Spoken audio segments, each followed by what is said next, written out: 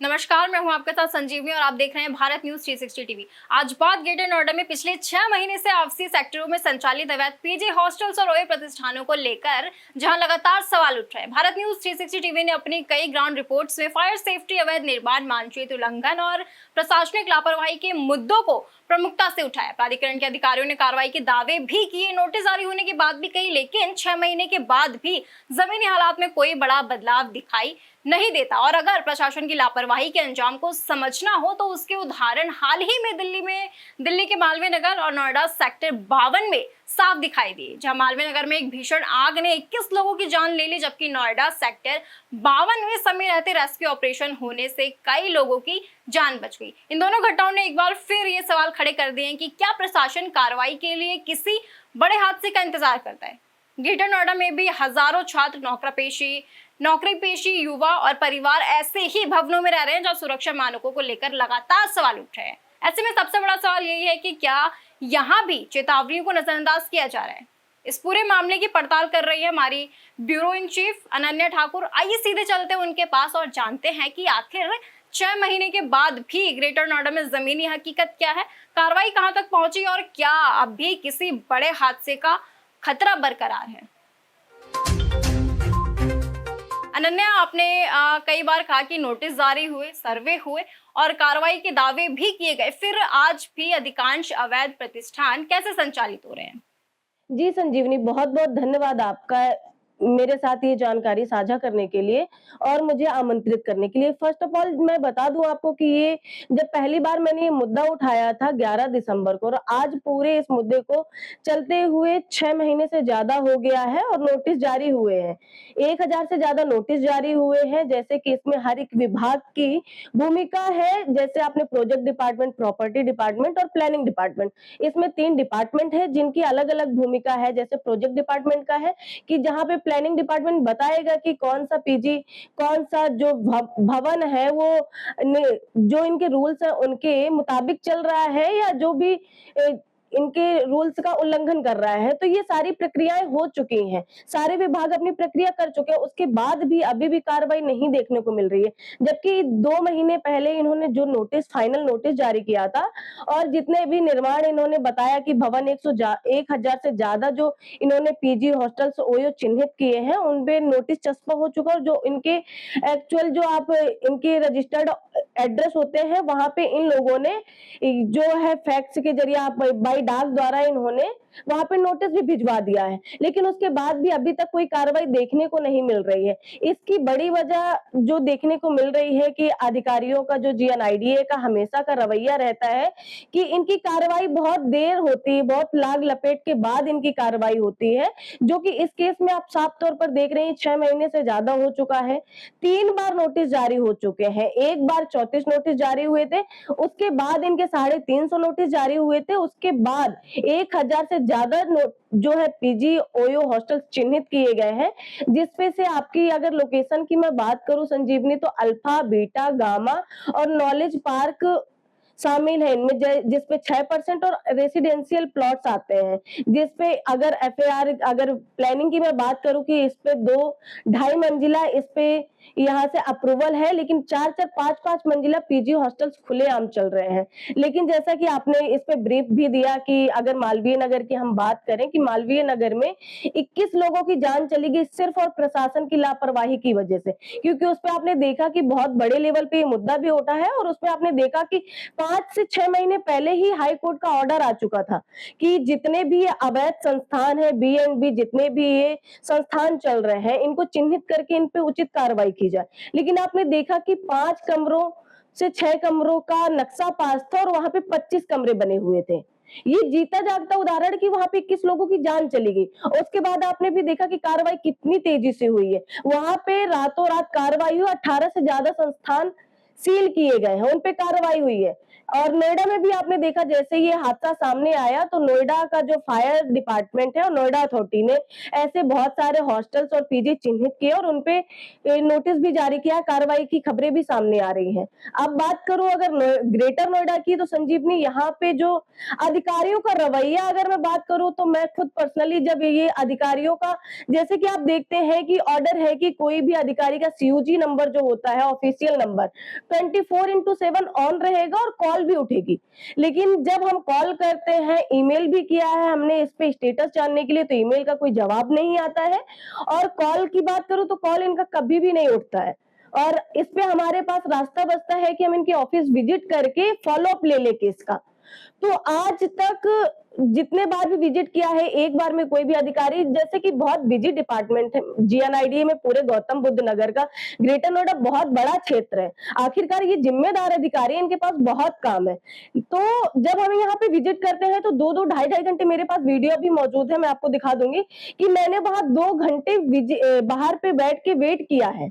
उसके बाद भी अधिकारी मीटिंग का हवाला दे देते हैं और अंदर जो है हंसी ठिठोले की आवाजें बाहर आती हैं कि गप्पे हाँक रहे होते हैं अधिकारी अपने चैम्बर्स में, अपने ऑफिसेज में बैठ के। लेकिन ये जवाब देना जरूरी नहीं समझते, क्योंकि यहाँ भी शायद कोई बड़ी दुर्घटना नहीं हुई है, सिर्फ 2 बार आग लगी है जिसपे हजारों युवाओं की जान जाते जाते बची है। और एक, हालांकि हाँ, इसी बीच में एक और घटना मैं आपको बता देती हूँ सामने आई है, जिसपे अल्फा 2 में F111 एक 60 मीटर का प्लॉट था जिसपे कार्रवाई हुई है, उसको भी हमने कई बार उठाया। उसके बाद जाके प्राधिकरण जागा कि अगर कोई दुर्घटना हो जाती है, क्योंकि जो उस पे शिकायत करता था उसको जान से मारने की धमकी दी जा रही थी और इसकी लिखित शिकायत भी मौजूद है, मेरे पास भी मौजूद है। और उसने पुलिस विभाग में आपका और मजिस्ट्रेट में, उसने सब जगह पे जीएनआईडी के बहुत सारे चक्कर लगाए। उसके बाद जब हमने ये मुद्दा उठाया, उसके बाद जाके वहां पे सीलिंग की कार्रवाई हुई है। सिर्फ 1000 जो है संस्थान चिन्हित हुए हैं, उसमें से एक अभी तक जो है सील किया गया है। ठीक है अनन्या।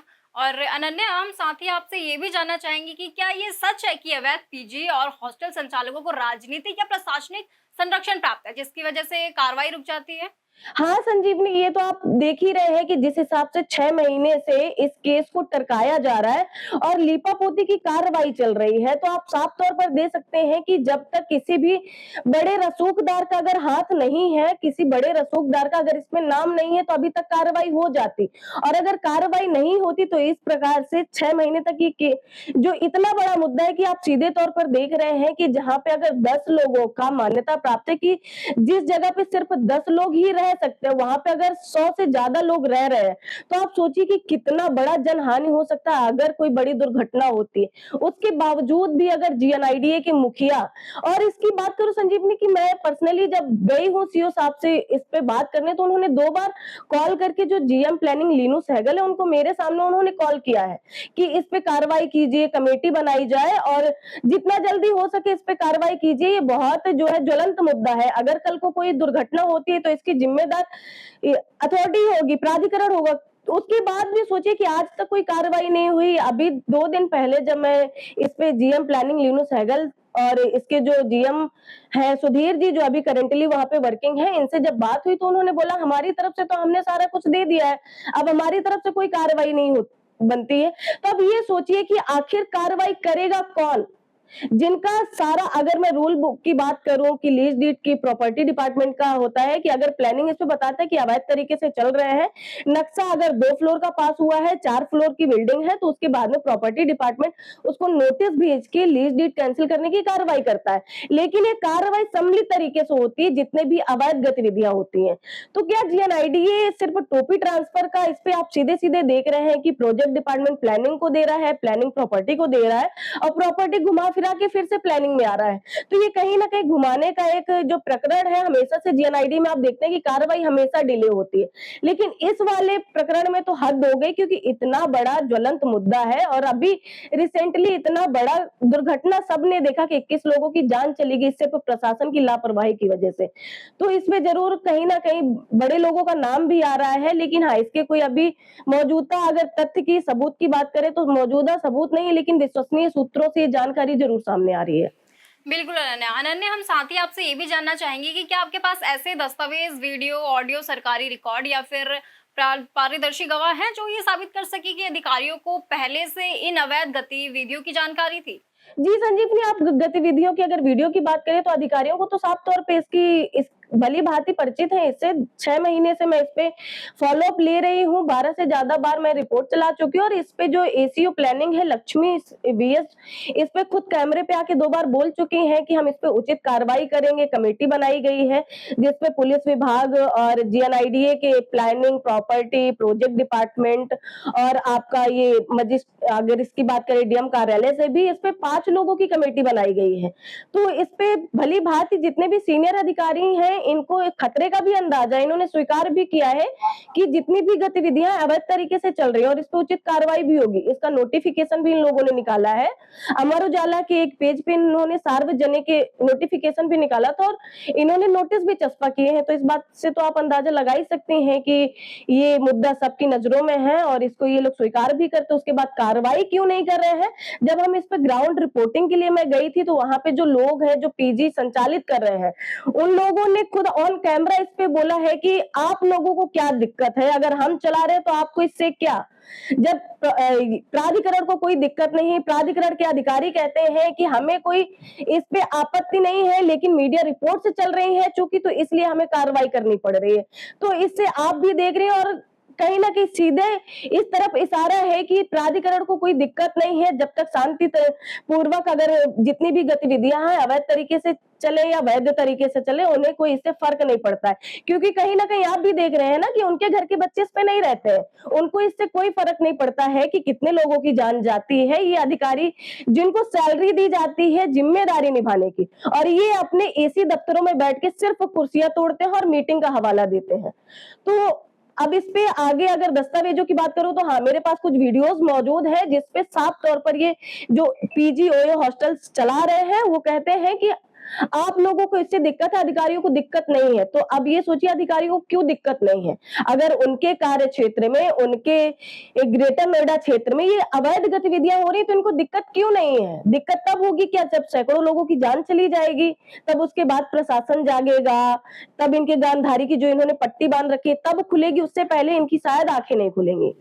बिल्कुल अनन्या, और जैसे आप लगातार इनके रवैये की बात बता रही हैं, तो इससे साफ तौर पर यही साफ होता है कि कार्रवाई कहाँ तक पहुंची और क्या हो रही है। लेकिन अनन्या, मैं आपसे ये भी जानना चाहूंगी कि क्या आपको लगता है कि प्रशासन किसी बड़े हादसे के बाद ही जागेगा, जैसा अक्सर अन्य मामलों में देखने को मिलता है हर बार? जी संजीवनी, ये तभी मुझे लगता है कि प्रशासन तभी जागेगा क्योंकि इसके पहले 2023 में एक बहुत बड़ी कार्रवाई हुई थी यहाँ पे अंसल गोल्फ में। वहां पे 29 से ज्यादा जो बैंक्वेट थे, पीजी हॉस्टल थे, बंद किए गए थे और वहां पे आज की जो कंडीशन है वो फिर से खुलेआम चल रहे हैं। जब मैंने इस पे प्राधिकरण में कुछ अधिकारियों से बात की जो इस कार्रवाई में सम्मिलित थे, तो उनका कहना था कि ना ही कोई कोर्ट का ऑर्डर आया है, ना ही हमारे पास ऐसा कोई अभी तक ऑर्डर मौजूद है जिसकी वजह से ये दोबारा से ये जितने भी संस्थान सील किए गए थे संचालित किए जाए, और ना ही हमारी तरफ से संचालित दोबारा से किए गए। उसके बाद भी जब मैंने वहां पे ग्राउंड पे जाके मौजूदा हालात पता किया, वहां पे जो आरडब्ल्यूए है अंचल गोल्फ में, वहां पे उन लोगों से भी बात की और वहां के जो निवासी हैं उनसे भी बात की, तो उन्होंने कहा कि ये जो जितने भी संस्थान है इनकी वजह से हमें रात में सोना भी मुश्किल है, हम रात में सो नहीं पाते हैं क्योंकि यहाँ पे जो लड़के लड़कियां हैं, जो ये बैंक्वेट्स हैं, रात में फुल वॉल्यूम में डीजे बजता है। जब ये आप देखते हैं कि वेडिंग वगैरह का टाइम चलता है और जब भी इनका कोई इवेंट होता है वहां पे, तो ये वहां के जो निवासी हैं उनका रहना मुश्किल हो जाता है। लेकिन उसके बावजूद भी ये अभी भी खुलेआम चल रहे हैं।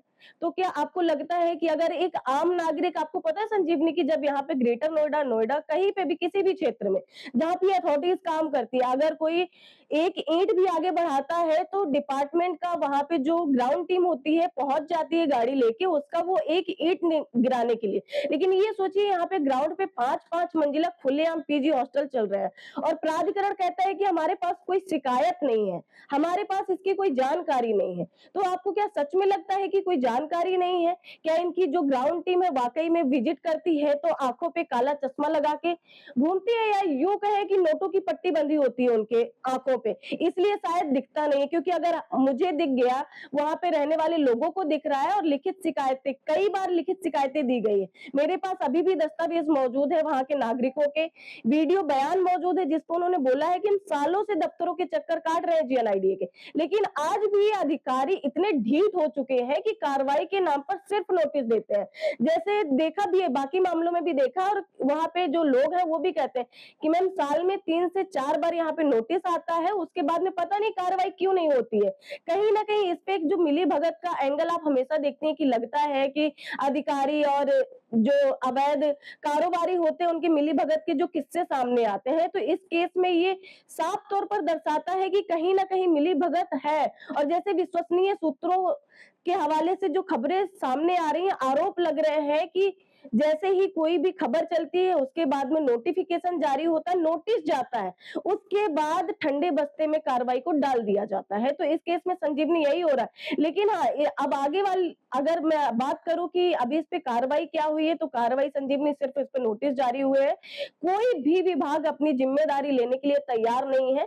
सिर्फ ये लोग अपनी कुर्सियों पे बैठे हुए हैं, सिर्फ हवाला दे देते हैं कि अभी हम फलाने काम में बिजी हैं, अभी सेंसस का काम चल रहा है, अभी दूसरा काम आया हुआ है। और सबसे बड़ी बात है कि ये अभी तक अपनी जिम्मेदारी नहीं ले रहे हैं कि हाँ, ये हमारे विभाग की जिम्मेदारी है और हम इस पे आगे कार्रवाई करेंगे। ठीक है नन्ना, एक आखिरी सवाल और आपसे कि क्या आपको ऐसा कोई प्रमाण मिला है जिससे ये लगे कि कार्रवाई केवल कागजों तक सीमित रही? जी संजीवनी, मेरे पास अभी जो 1000 से ज्यादा जो नोटिस है मेरे पास में है। मैंने जैसे बताया, तो कागजी दस्तावेज अभी है मेरे पास में और वो कागजों में ही है। और इसका जैसे मैंने आपको उदाहरण भी बताया कि अनसल्फ में जो हुआ था जो सीलिंग की प्रक्रिया हुई थी, 29 से ज्यादा जो बैंक्वेट और ओयोपीजी सील हुए थे, उसके बाद वो चालू हो गए। तो आप देखिए ना कि सिर्फ कागजों तक ही कार्रवाई सीमित रहती है। जैसे इस केस में आप देख रहे हैं कि नोटिस जरूर जारी हुए, नोटिस चस्पा भी हुए, जैसे कि विभाग से जो जानकारी सामने आई थी, जब मैंने फॉलो अप लिया कि चस्पा हुए हैं, नोटिस चस्पा कर दिए गए हैं। अब इसके बाद कार्रवाई होगी, जो भी उचित कार्रवाई बनती है। उचित कार्रवाई तो संजीवनी आप देख ही रहे हैं कि अगर 2.5 मंजिल का आपने नक्शा पास किया है, तो आखिरकार वो 5 मंजिल कैसे चल रहे हैं? इनको ओसीसीसी दिया किसने आखिरकार? और कैसे चल पा रहे हैं? ना इनके पास फायर ऑन ओसी, अगर है सारे दस्तावेज तो अभी तक सार्वजनिक क्यों नहीं हुए? सारे दस्तावेज मौजूद है, बस कार्रवाई की बात करूं तो कार्रवाई ही नहीं दिखाई दे रही है। अब आप देखिएगा, आम जनता भी देखेगी, क्या वाकई में जीएनआईडी इस पे कार्रवाई करता है, या जैसे आप हमेशा से देखते हैं कि कोई कार्रवाई जरूर बड़े लेवल पे कोई मुद्दा उठता है, उसके बाद में खबरें चलती हैं, मीडिया रिपोर्ट्स में हाईलाइट होता है, उसके बाद में ढुलमुल जो इनका रवैया है कि बस ठंडे बस्ते में डाल दिए जाते हैं और अधिकारी मौज काटते रहते हैं। जो ये मौज काटने के लिए बैठाए गए हैं, अगर मैं सीधी और देसी भाषा यूज करूं तो ये सिर्फ मौज काट रहे हैं, कार्रवाई के नाम पे सिर्फ नोटिस जारी हुआ है। ठीक है, बहुत बहुत धन्यवाद अनन्या आपका अपनी जानकारी हमारे साथ साझा करने के लिए। तो देखा आपने कैसे प्रशासन कार्रवाई के नाम से भाग रहा है। खैर, हमारी पड़ताल यही खत्म नहीं होती। कई ऐसे दस्तावेज, कई ऐसे तथ्य और कई ऐसे सवाल अभी बाकी है जिनका जवाब प्रशासन को देना होगा, क्योंकि सवाल सिर्फ नियमों के उल्लंघन का नहीं बल्कि लोगों की सुरक्षा और उनकी जिंदगी का है। मालवीय नगर की आग और सेक्टर 52 की घटना ने बता दिया कि लापरवाही की कीमत कितनी भारी हो सकती है। सवाल यह है कि क्या ग्रेटर नोएडा में भी प्रशासन किसी बड़े हादसे का इंतजार कर रहा है या फिर इस बार समय रहते कार्रवाई होगी? इसका जवाब आने वाला वक्त देगा। सवाल सिर्फ अवैध पीजी, हॉस्टल्स और ओयो प्रतिष्ठानों का नहीं है, सवाल उन हजारों जिंदगियों का है जो हर रात इन इमारतों में सोती है। अगर प्रशासन आज भी नहीं जागा तो कल किसी हादसे के बाद जवाब देने के लिए शायद बहुत देर हो चुकी होगी। इस खास रिपोर्ट में इतना ही। आगे की तमाम जानकारी के लिए आप बने रहिए भारत न्यूज 360 टीवी के साथ। सच का सफर हर दिल तक।